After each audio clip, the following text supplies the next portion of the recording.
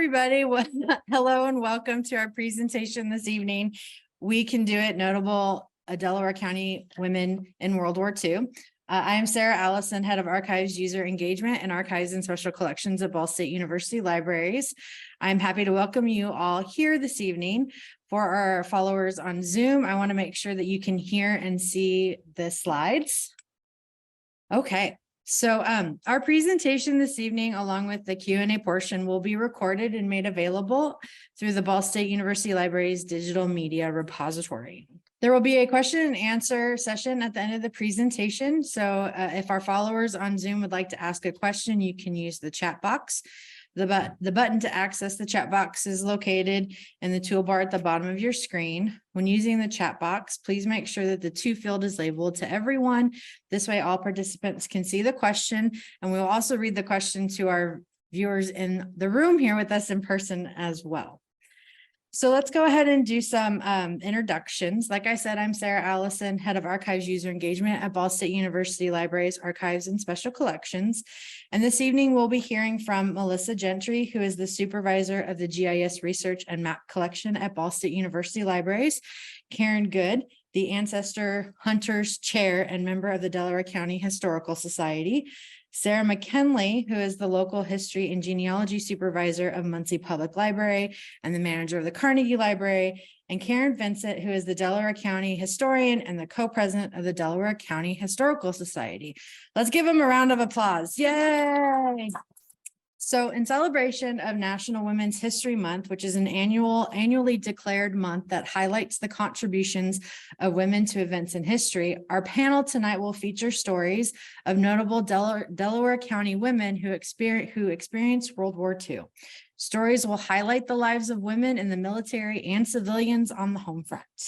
So Women's History Month, as I said, is an annually declared month, started as Women's History Day in 1978, and then Women's History Week in 1980. And in 1987, Congress passed, and I meant to do that, Congress passed Public Law 109, a joint resolution to designate the month of March in 1987 as Women's History Month. Every year, the National Women's History Alliance declares a theme for the month. Past themes have included generations of courage, compassion, and conviction. Another one was a fine and long tradition of community leadership, generation of women moving history forward. And then this year's theme is celebrating women who tell our stories. So some familiar faces such as Toni Morrison, Maya Angelou, Gloria Steinem, and Gertrude Stein highlight this year's theme to encourage recognition of women past and present who have been active in all forms of media and storytelling, to honor women in every community who have devoted their lives and talents to producing art, pursuing truth, and reflecting the human condition decade after decade. Now, this presentation series has continued to highlight women in our community who have done just that. And tonight is no different. We will look at women in our community who contributed to the war effort. But before I start, I'm going to give you a little bit of background about the We Can Do It poster. So as the presentation is titled, We Can Do It. So this iconic image has become a symbol and a representation of women who worked in factories, shipyards, and all areas of industry during World War II. Named Rosie the Riveter, this figure has become a symbol of American feminism and women's economic advantage. But the story behind the iconic image is not so clear. According to the Library of Congress, the character of Rosie the Riveter began with a song. Inspired by Rosalind P. Walters, a 19-year-old riveter who worked on the Corsair fighter planes at the Vought Aircraft Company in Stratford, Connecticut during the war, the songwriters Red Evans and John Jacob Loeb wrote the song Rosie the Riveter. It was released in February of 1943. The song conveyed the need for women to join the workforce and expressed a new idea for its time that women were capable of performing jobs traditionally held by men. The first visual image of Rosie the Riveter appeared in May of 1943. On the cover of the Saturday Evening Post was a woman riveter with a ham sandwich, rivet machine, and a metal lunch pail with her name Rosie in big letters, clearly stepping on Hitler's Mein Kampf. The model was 19-year-old Mary Doyle Keefe, who was a telephone operator and not a riveter. The cover image was extremely popular, and the magazine loaned it to the U.S. Department of Treasury for the duration of the war to use for promotion of war bonds. So many of you may have never seen this image or may have. However, it is not the image today we associate with Rosie the Riveter. The more iconic image, and the one we use to promote this presentation, was created for internal promotion at Westinghouse Electric and Manufacturing Company.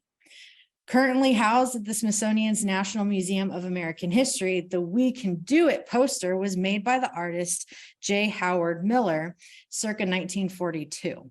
It was commissioned by Westinghouse and distributed by the War Production Coordinating Committee. This iconic poster was displayed in Westinghouse factories for 2 weeks. You can actually see the date at the bottom of most of the reproductions, quote, post February 15th to February 20th. So we're kind of right down there. It's kind of blurry on the screen, but it's there. Or down here. I don't know if anyone can see my cursor. It was said that the model for this poster was Naomi Fern Parker Farley of Alameda, California. Naomi worked on the aircraft assembly line at the Naval Air Station in Alameda. A photograph taken of her at work appeared in the local press, and it is said to be the basis for J. Howard Miller's poster. Now, to make the story even more complicated, the woman in the photograph was first identified as Geraldine Hoff Doyle. It was an interesting, if you're interested in the story, I recommend an article by James Kimball and Lester Olson about the poster, but I will say identification of individuals in photographs is still an issue in the archives today.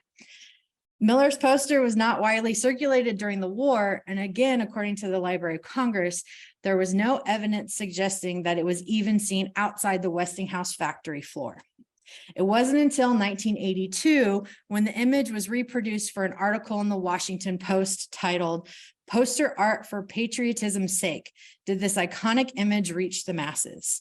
It has been used in many different ways, including self-empowerment, campaign promotion, advertising, and parodies. I myself was once Rosie the Riveter for Halloween.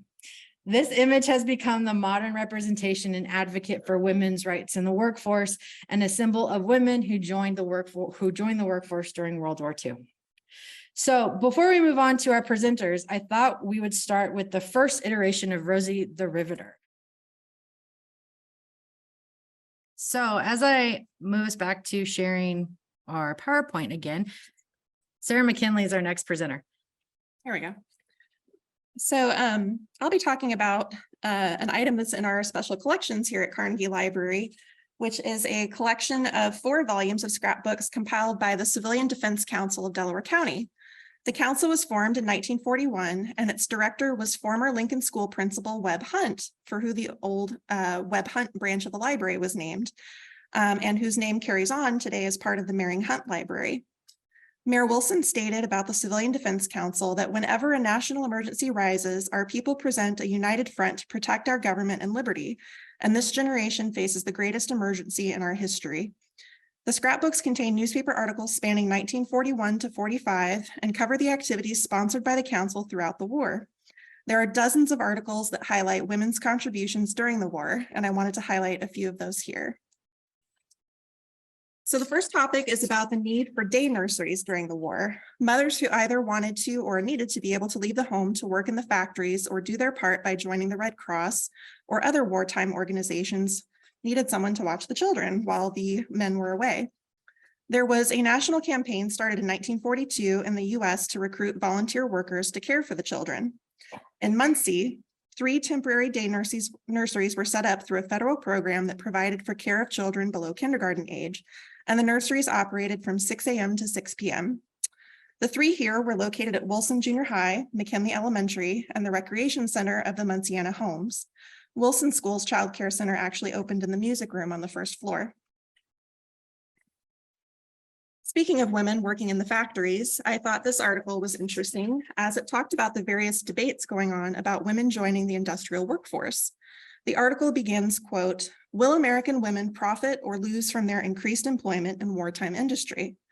Already it has brought changes into their lives and presented many questions which both men and women are debating. Can women make the mental and physical adjustment to heavier industrial jobs? If men do not receive equal pay with women, or if women do not receive equal pay with men, will men find it difficult to regain their jobs after the war? If they do get their jobs back, what will happen to the women they replace?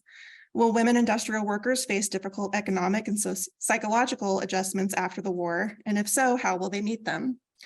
U.S. Bureau of Labor Statistics show that approximately 500,000 of the 5 million workers now employed in primary defense industries are women," end quote.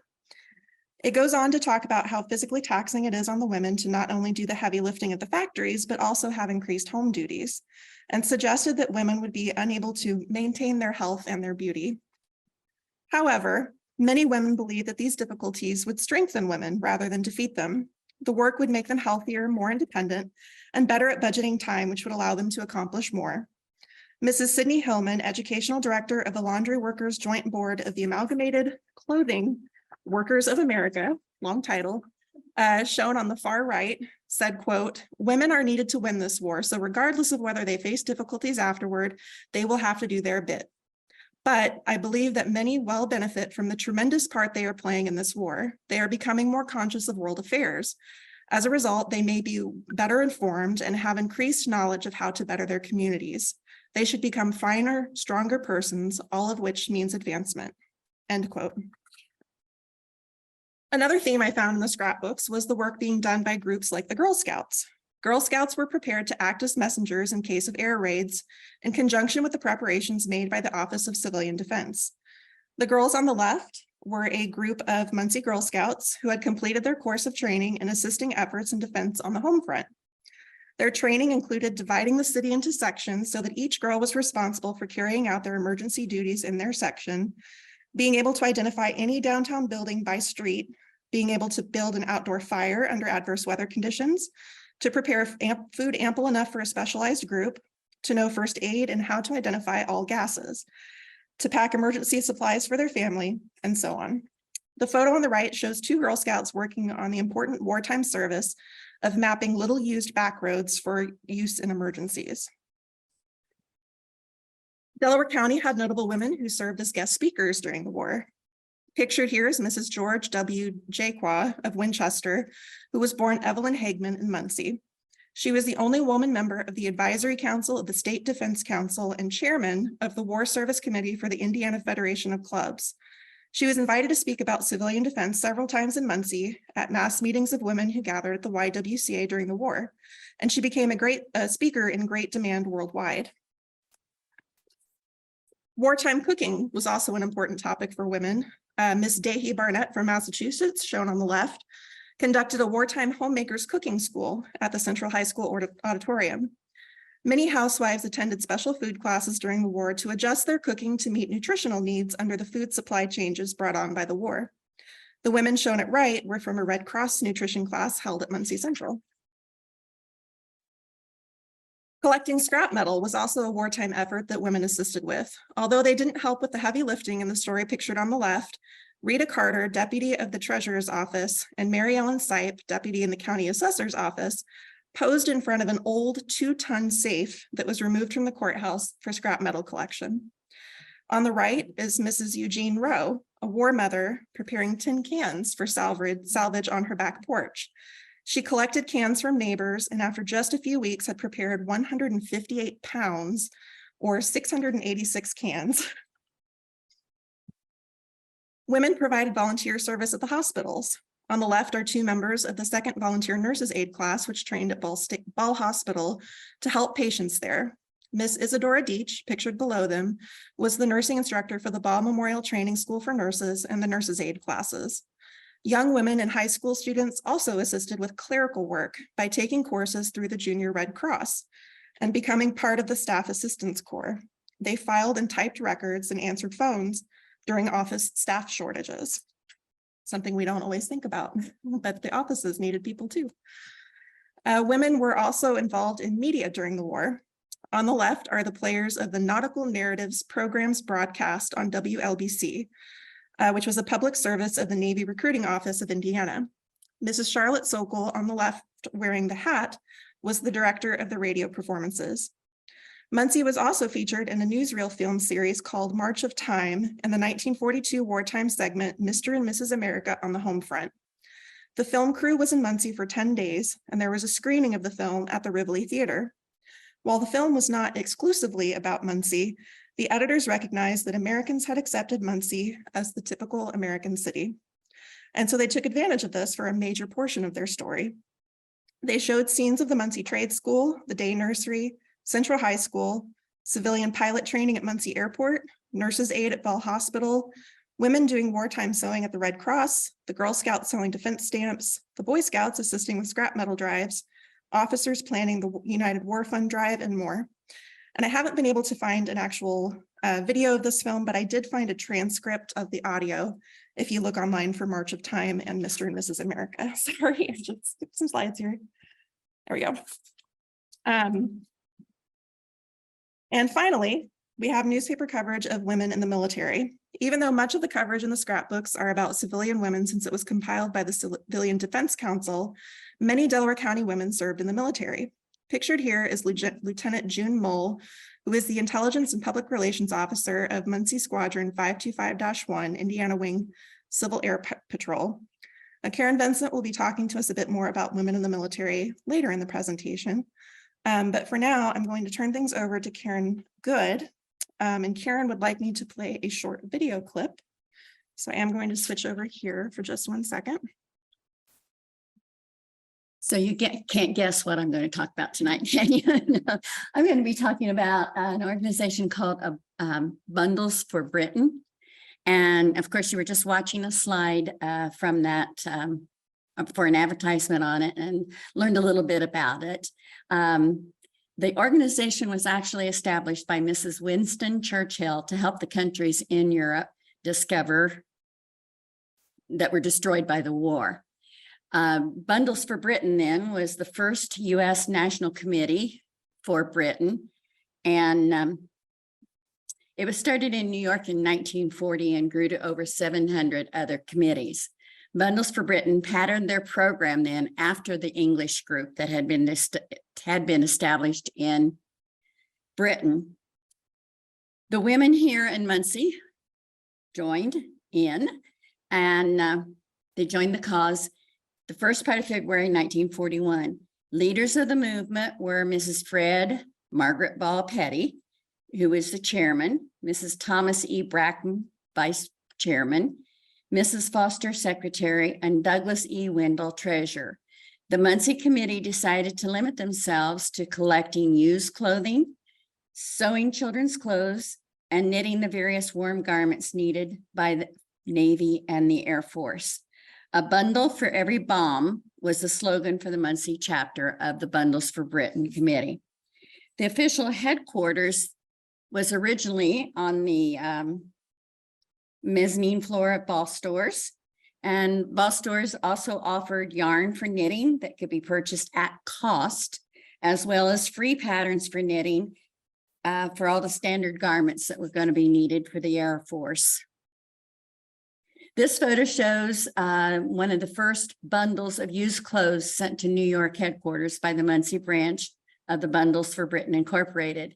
In the photo, left to right, are Fred Jones Expressman, Miss Nancy Scramlin, chairman of the Used Clothes Committee, and Mrs. Reed Voren, publicity chairman of the Muncie branch. Within just 2 weeks after the committee had organized, Muncie Bundles for Britain had more than 100 private volunteers, as well as Sewing Club of the Universalist Church, the Lawyers' Wives, and the AAUW. In March, the committee moved from Ball Stores to room 102 of the Rose Court in order to have more space.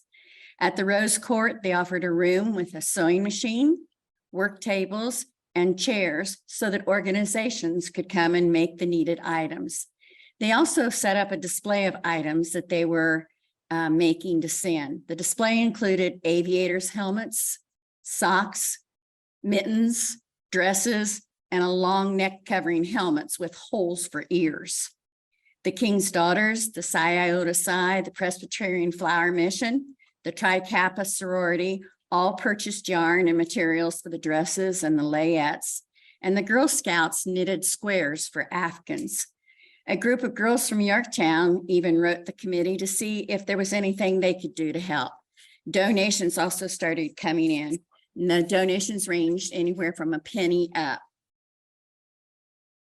This news article was of interest to me, where I saw that they had 4 boxes that they mentioned. There was a box of women's used clothing that they were going to send, along with a box of African sweaters, mittens, socks, and a box containing scarves, helmets, beanie caps, and leggings. The first box, however, you'll notice it says the one box contained 100 Dorothy bags. And I had no idea what a Dorothy bag was when I read this. So, what do we do in this day and age? We Google it, right? Well, interesting enough, what I found wasn't really what I thought I would find, because the Dorothy bag was made of soft materials with a drawstring on top. It was often covered in beads and included a tassel bottom lined with silk, cotton, or velvet with a long cord or ribbon handle that hung from the knee. Well, then I went on to look and see, well, what did that exactly look at? And this is what I found. Now, when I saw these, I couldn't help but ask the question to myself, why would people in a war-torn country, or why would airmen and Navy personnel want something that looked like this? Well, when I went to search a little bit further, the Dorothy bags that they were talking about looked like this, which is a lot different from what I found at the beginning.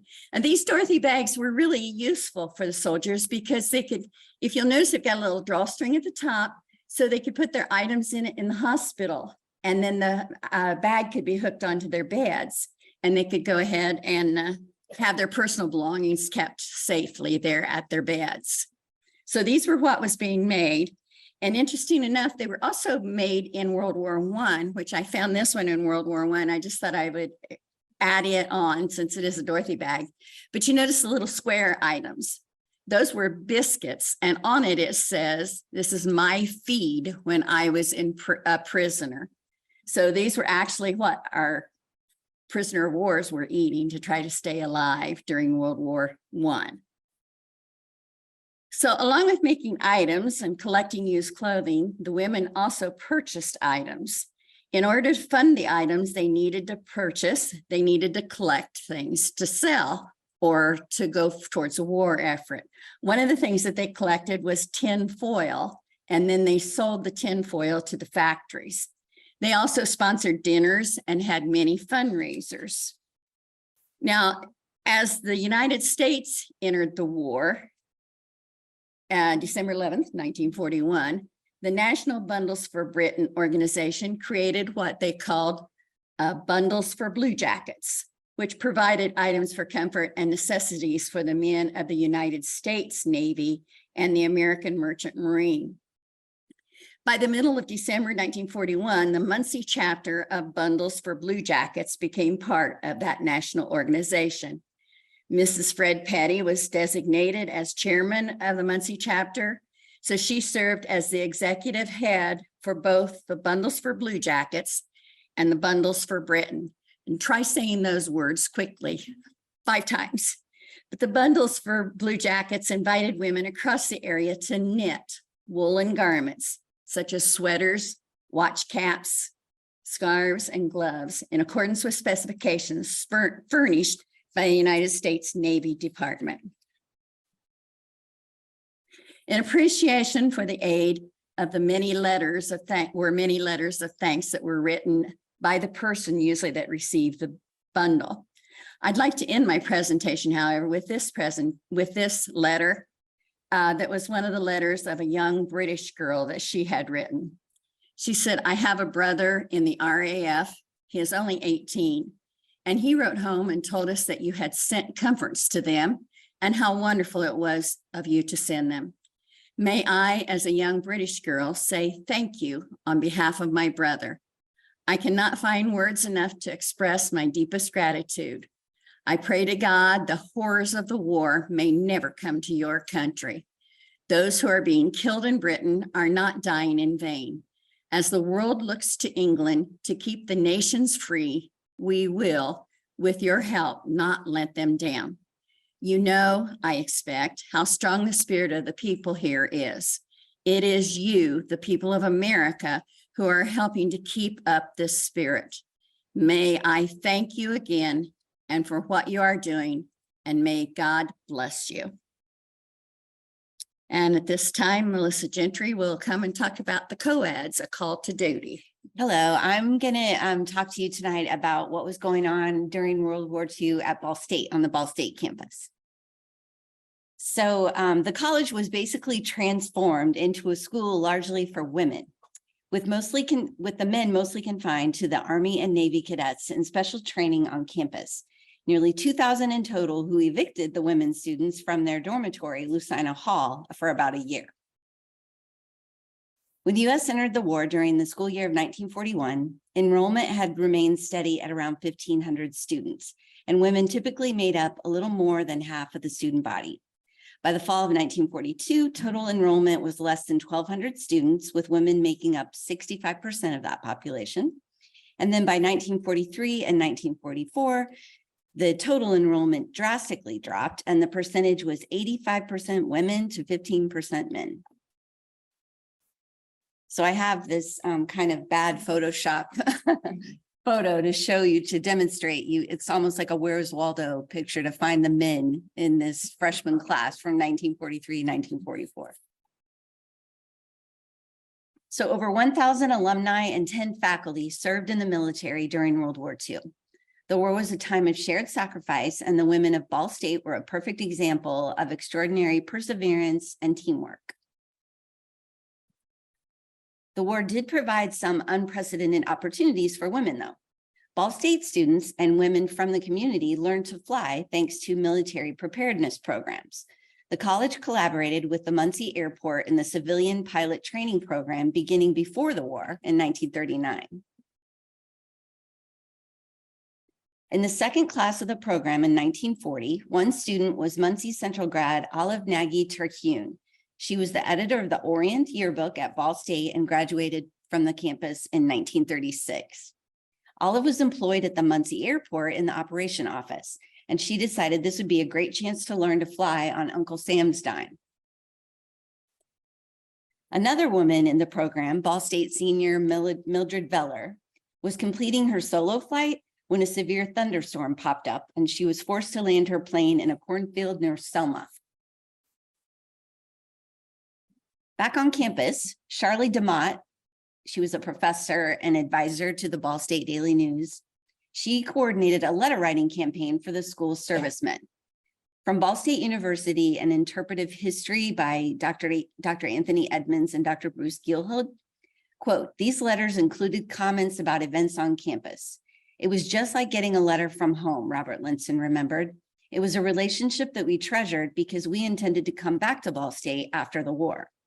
Ben Irvin was especially appreciative of DeMott's effort. "She wrote individual letters to us, and each was about 3 or 4 pages long. She must have worked day and night," unquote. Those fighting men were a constant on the minds of the women on campus. In that BSU book, it was reported that women sobbing in class was common. We also heard from Rosemary Northam Johnson, a student at Ball State.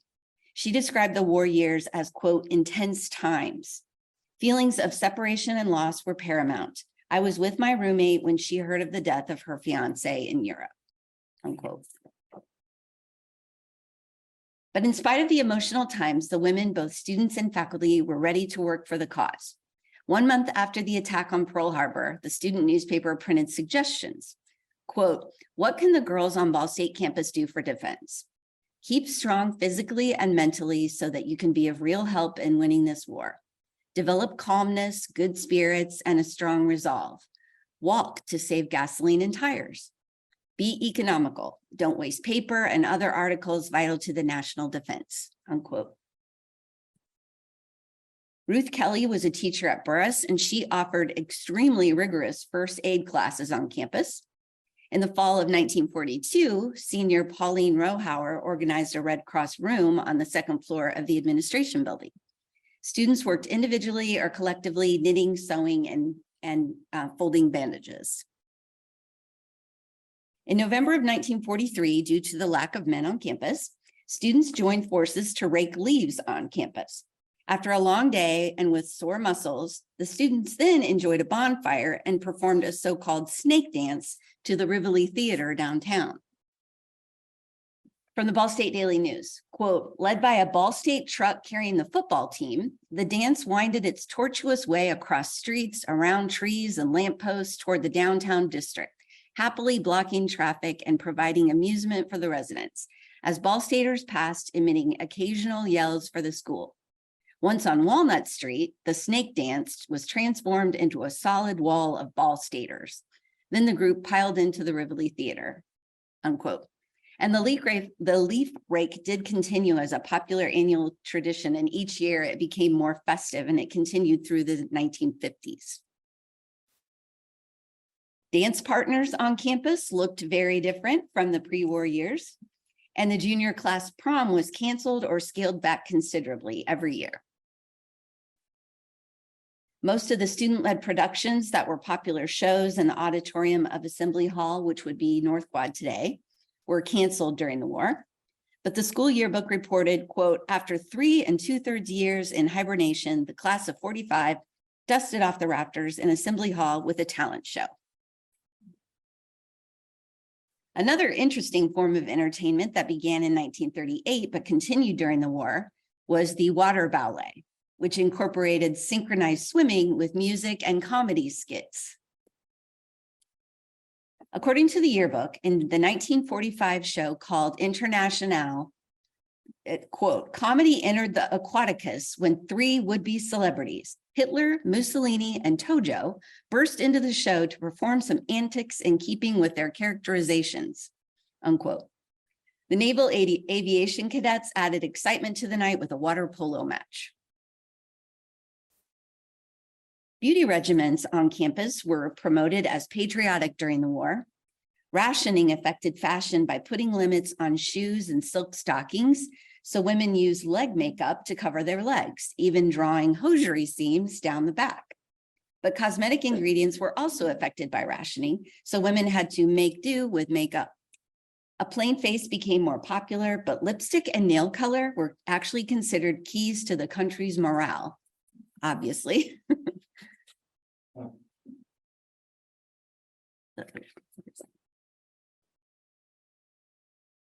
Makeup brands embraced selling patriotism, and red was, of course, the most patriotic color. In 1941, the American government actually commissioned Elizabeth Arden to create a special line of cosmetics for female soldiers. It included a legendary lipstick called Montezuma Red. The launch was so successful that Arden later created a similar lipstick for civilian women called Victory Red. And you can see the advertisement for the leg makeup to the left from Ball stores. And sometimes, as you can see from this yearbook picture, you can look at a black and white photograph and know that all the women are wearing red lipstick.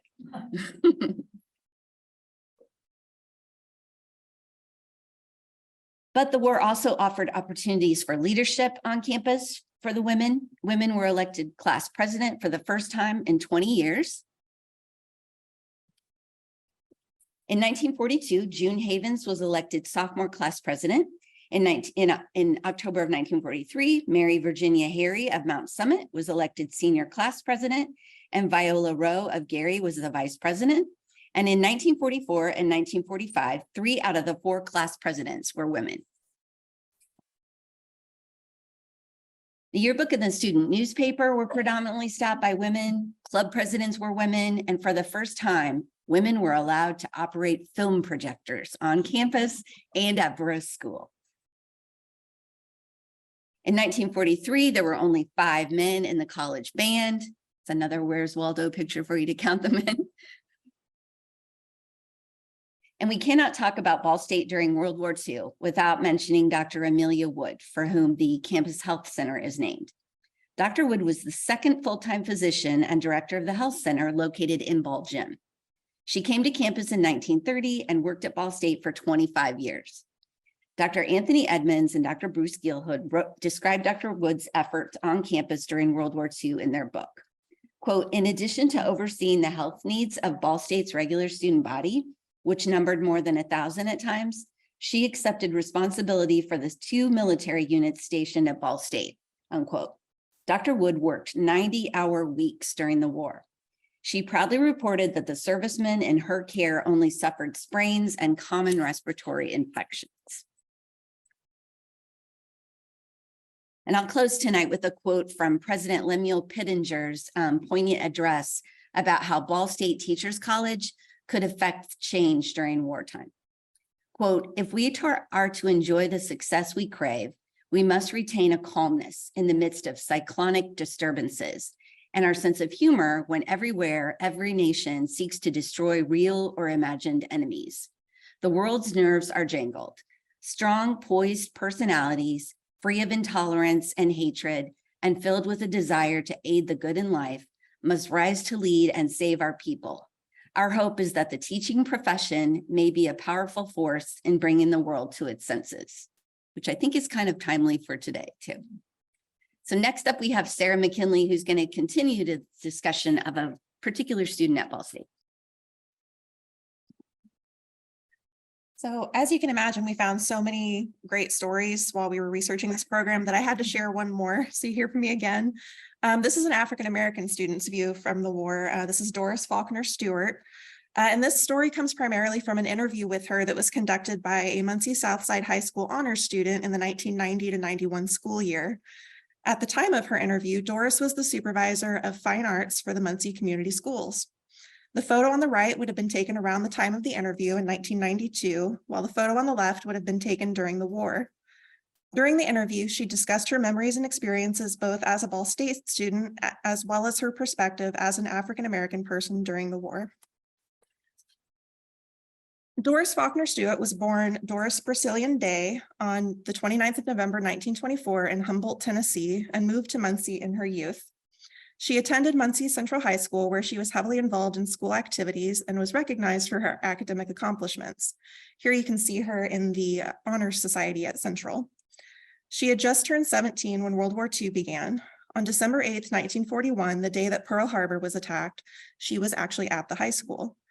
Everyone was glued to the radio to receive all of the news. She said she remembered being very upset, and she felt like this was due in part to the fact that when you received the news as auditory information by radio, rather than visual information by television, it allowed the imagination to run free. Doris actually graduated a year early from Central High School in 1942, and she was attending Ball State University during most of the war, pursuing a bachelor's degree in music education. As more men were called to duty, young women took on more responsibilities. Doris became more heavily involved in music in the college orchestra, the college choirs, and at her church. She said the college campus was almost devoid of any young men, apart from the cadets being trained there, which supports the statistics in the photos that Melissa showed us just a little bit ago here. Her boyfriend in college, Edgar Faulkner Sr., was a funeral director in Muncie and would later become Doris's husband. He was drafted during the war, and Doris said there were a lot of parties and events for the young men who were called to service. There were dances to try and keep spirits up, but Doris said that the parties were heavily chaperoned by all of the parents. Women also sent care packages to the men. Doris sent boxes to Ed that usually included small things like candy or cookies. Ed was stationed at Camp Lee, Virginia. Now, despite the sense of unification that the war might have imparted on Americans who were drawn together to fight a common cause, African Americans were still faced with racism during the war. Doris shared, for example, that Ed had an interest in joining the Navy while he was training at Camp Lee, but there were rumors that the Navy did not want African American men to serve in their branch of the military. Shortly after Ed was inducted into the Navy, he called Doris to tell her he had been quarantined at the camp. When she asked why, he said that he and a number of other young African-American men at the camp had been quarantined for, quote, suspicion of venereal disease. This was a false claim, of course, and used as an excuse to delay their transfer to the Navy. 3 days later, they were all released and diverted to the Army. Although Ed was transferred to the Army, he was actually not sent to fight overseas. His ambition, dedication, and good work ethic were noticed by his superiors. A week before he was to be shipped out, The lieutenant told Ed he recognized his leadership skills and requested that he stay to train the recruits. Doris said that although they felt the prejudice firsthand that existed in the military, she also felt that the armed forces helped many people through the war, regardless of race, by helping them obtain an education. Doris said she herself experienced some racism at school during the war. She recalled being refused to play in a quartet that would be performing in Polish outfits because, quote, the professor could not picture a Black girl in a Polish outfit playing, end quote. The images here show Doris with the Ball State Orchestra in 1943 and practicing violin with a group of Ball State students in 1944. At home during the war, Doris remembered the rationing. All of the rubber was being used for tires and equipment for the military, and there was also rationing of leather. So like many things that were rationed, stamps were required to buy shoes, and Ed gave her his stamps. The only shoes that were available were what she described as horrible, dirty brown saddle shoes. She really disliked them, but she said everyone wore them. The nylon stockings that the women wore were also hard to come by, as Melissa mentioned earlier, with the leg makeup that was sold in stores. Doris said that whenever the nylons were back in stock at the department stores, the woman working at the counter would usually set a pair aside under the counter for the people that she liked. So Doris made sure she befriended the woman at the counter. Doris also talked about how ordinary people supported the war effort. She knew people at her church who grew victory gardens, and she participated in some of the war bond drives. She said that industries also changed as they immediately geared for war, which actually helped some people financially who switched to working in the wartime factories. And I like this quote from Doris, quote, ordinary people did so much. When you have a war like World War II, it permeates through the lives of all people. I personally don't think there could be anyone living at that time who couldn't have been affected by the war in some way, end quote. And I think that's true, as evident by the stories that we've heard tonight, that the war had far-reaching effects and changed many lives on many different levels. And now I'll turn things over to our last presenter, Karen Vincent. So I'm going to talk about two women that I always say met through Minnetrista, even though it's been 2 years since I retired. Yes. Took me a minute, yeah. I always have to remember that I have to adjust for these things. Even though it's been 2 years since I retired, my head is still in the collection at Minnetrista. So these are two women, one I knew personally, one I met through the collection. So Gloria Griffith and Dorothy Webb, both Muncie natives, answered the call to serve their country during World War II. And when Gloria did, she was a recent junior college graduate when she joined the Marine Corps Women's Reserve in February 1944. Dorothy had been in the workplace for close to 10 years when she joined the U.S. Navy Reserve Force for Women, more commonly known as the WAVES, which was short for Women Accepted for Volunteer Emergency Services. Thank heavens it was a good acronym and you didn't have to say the whole thing. And someday. So on September 9th, 1923, Gloria was born in Muncie to George and Mildred Jones Griffith. Just a little more than a year later, on December 29th, 1924, Mr. Griffith died at age 30 from pneumonia. He was a World War I veteran and was a partner with his brother Randolph in the Griffith Furniture Company in Muncie. And before her marriage to George, Mildred was employed at W.A. McNaughton Company, later Ball Stores. Yeah, I know, isn't this cute? This is Gloria's name started appearing in the Muncie Newspaper Society pages when she was less than a year old and continued throughout her life. She often attended parties at the Delaware Country Club and at the homes of prominent Munsonians. And she was an only child. And so she certainly must have been the apple of her mother's eye, because her mother wrote this poem that was published in the newspaper. In 1931, Gloria became a charter member of the Muncie chapter of the Children of the American Revolution. The chapter was called the Buccaneers Society for the chief who had led the Lenape band from present-day Delaware to the White River area, Muncie. And I don't know, there were at that time, it started out with 21 members and there were 30 within a year or so. And I don't know whatever happened to the children's chapter. That's a question for Janine Harold. Gloria was also active in Girl Scouts and was one of the first girls to attend Camp Sing-Along. She attended Burr School before going to Tudor Hall in Indianapolis, where she graduated in 1941. And after graduation, she attended Briarcliff College in Briarcliff Manor, New York.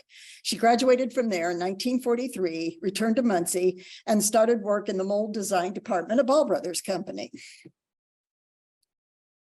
So, and by that time, of course, World War II was well underway, and all available Marines were needed to fight for the war in the Pacific.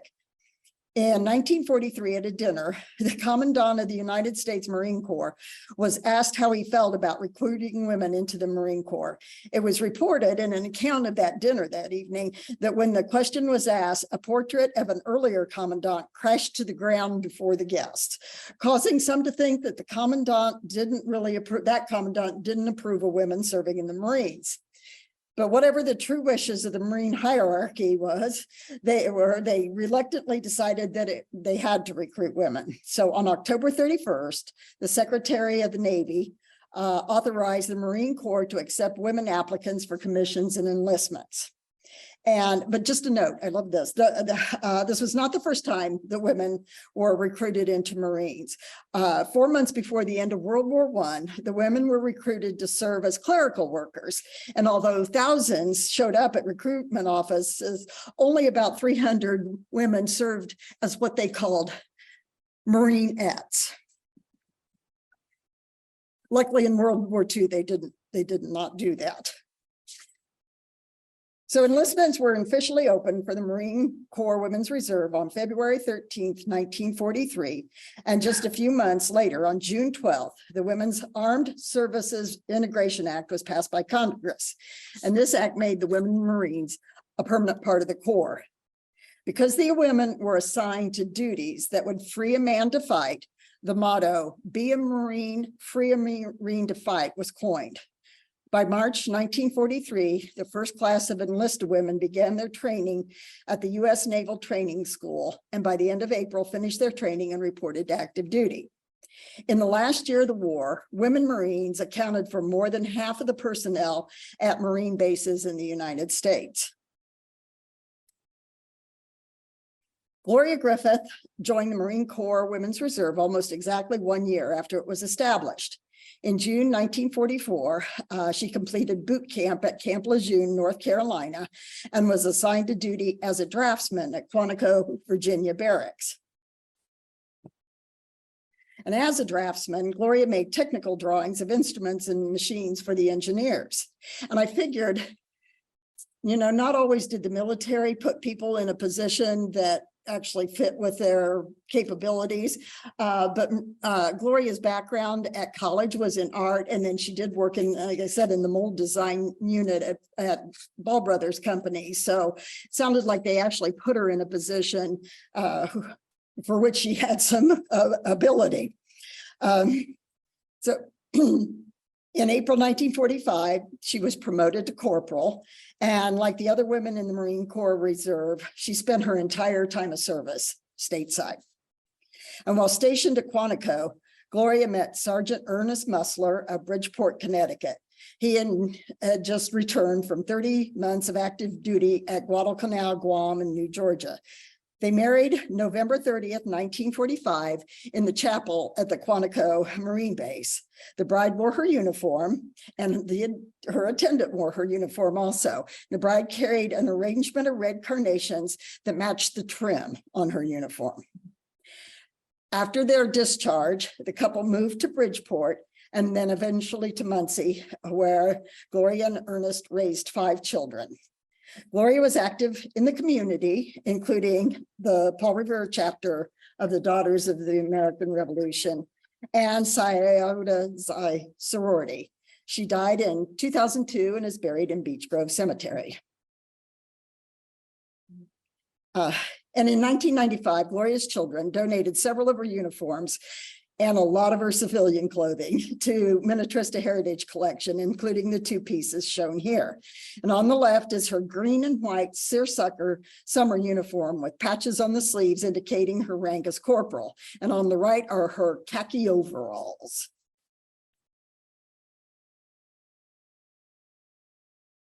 And then Dorothy Webb was born in Muncie to Roland and Flossie Webb on July 21st, 1915. Roland was born in England and came to the US in 1910 aboard the Lusitania. After working briefly in a Michigan greenhouse, he was hired by Frank C. Ball to develop his orchard. And then he cared for that orchard and grounds for approximately 50 years. And the Webb family lived right across the street on Highland Avenue from the F.C. Ball home. Flossie was born and raised in Muncie. And Dorothy didn't spend her younger years in the society section of the newspaper like Gloria, although she did appear several times because of her accomplishments and her travels. She attended Muncie schools and was a senior at Muncie Central when in March 1933, she was awarded the Girls Sportsmanship Award for displaying, as quoted in the Muncie Evening Press of March 18th, 1933, the best sportsmanship during the year, attitude, interest, fair play, cooperation, ability, and attendance. After graduating in 1933, Dorothy attended Indiana Business College and then started her career as a payroll clerk at Central Indiana Gas Company.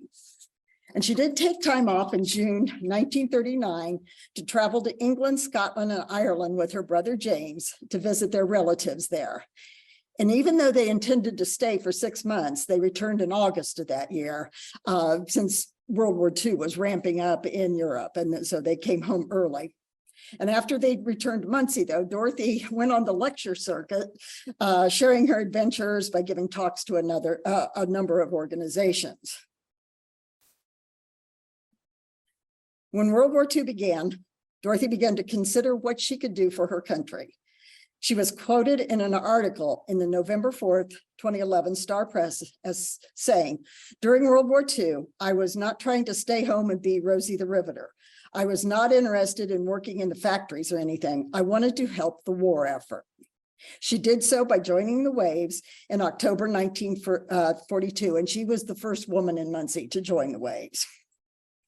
And the Waves were established on July 21st, 1942, when President Roosevelt signed a law authorizing the U.S. Navy to accept women as commissioned officers and as enlisted personnel. And as with the Marines, there was resistance to women in the military. According to Virginia Gildersleeve, a member of the Women's Advisory Council, which developed a program for women reservists, if the Navy could have used dogs or ducks or monkeys, certain of the older admirals would probably have preferred them. Just as allowing women to join the Marines establishment of the Waves allowed the Navy to shift men from shore duty to sea duty. Jobs for these Waves ranged anywhere from chauffeur to baker to pharmacist to aircraft mechanic. And Waves enlisted for the duration of the war plus 6 months. Dorothy received her orders on December 11th, 1942, and left for Cedar Falls, Iowa for training. Early in 1943, Seaman Webb was sent to the U.S. Naval Training Station in Memphis, Tennessee, where she started her work as storekeeper 3rd class. And Navy storekeepers maintained either ship or company military supply stores. And responsibilities were varied and include purchasing and procurement, shipping and receiving. Storekeepers also issued equipment, tools, and consumable items. In September 1945, Dorothy was transferred from Memphis, Tennessee to the U.S. Naval Personnel Separation Center at Boston. That December, she was again transferred, this time to Great Lakes, Illinois, where she was discharged. She returned to Muncie. Dorothy worked for many years as an accountant at Whitinger and Company. And as noted in her obituary, she embraced the spirit of volunteerism. She received the Muncie Rotary Viva Award for her service to High Street United Methodist Church, Minnetrista, where I met her, Muncie Public Library, Ball Memorial Hospital, and other area organizations. In November 2011, Dorothy was interviewed for an article on women who served in the military. She noted that sometimes I don't always consider myself in the same category of veterans as others do. It's not as if I saw any fighting. And because being statewide did allow more men to fight, and that was an effort, she said, I've begun to see myself as a true veteran. Dorothy died December 29th, 2017 at age 102 and is buried at Elm Ridge Cemetery. So I remember the day that Dorothy brought in her uniforms, and she had a suitcase, just a regular size suitcase.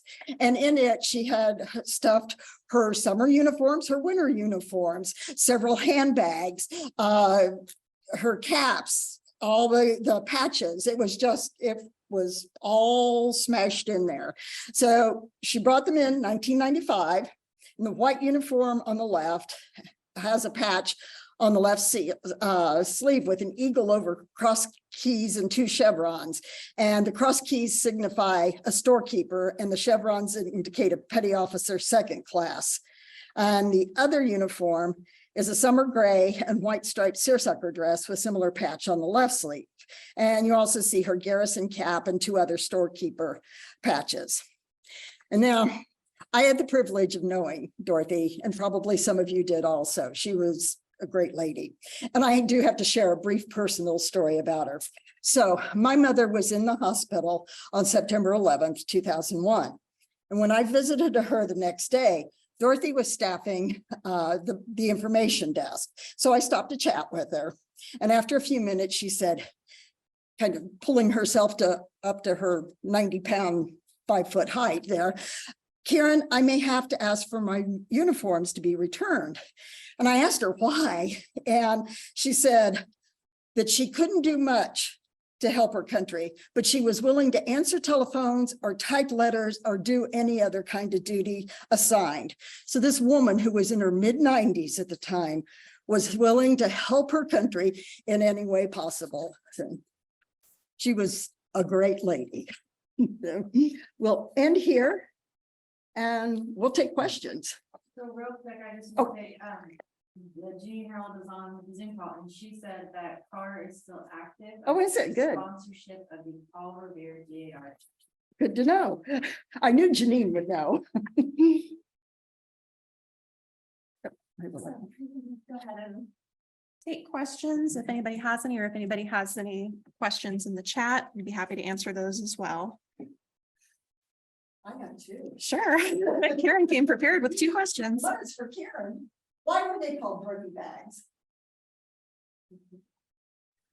So Karen Vincent asked Karen Good why they were called Dorothy bags, and Karen Good is shaking her head saying she doesn't know where the name came from. But as Karen said, we're good at Googling, so maybe we can Google after the presentation. Did you have a second question too? This one's for Melissa. Melissa, you have a photo in there of girls, the women in the gym class, and half of them are hanging upside down. How are they attached? So the question was about one of Melissa's slides during the physical fitness classes, and some of the girls were hanging upside down and some were hanging from their hands, and she was wondering how they were attached to the yeah, they're hanging from their feet there. They're hooked in. Mhm. Yeah. Ouch. Yeah, so yeah, I don't know. I don't know if that was a common thing that they did.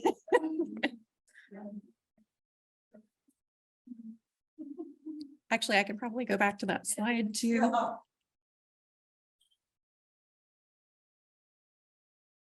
Like the opposite of pull, but like a pull up. You do a curl up, I guess. Sarah. There it is. I Googled it. Okay, Karen The has name Googled. and design was inspired by the multi-talented Dorothy Bainbridge Oh. and also Dorothy from The Wizard of Oz. Okay, so there were 2 inspirations for the Dorothy bag, Dorothy Bainbridge and Dorothy from The Wizard of Oz. They both used their bag during their adventures. I guess Dorothy did have like a basket that she carried around. Yeah. Because I thought that's where it may have come from when I was looking the other day, and she had more feet kept photos. Mhm.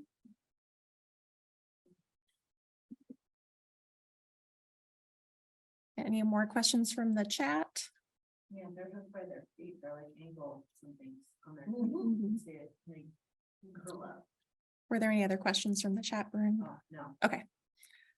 All right, well, if there's no other questions, we thank you for coming tonight. And I do have, we go back here. We have one program coming up in April that's related to the Notable Women Project here. Called 9 to 5 Notable Working Women of Muncie. So this is celebrating secretaries and women office workers. And that will be Wednesday, April 26th at the EB and Bertha Ball Center at 10 a.m. So you're all welcome to join us there for that next presentation. And thank you all for coming tonight.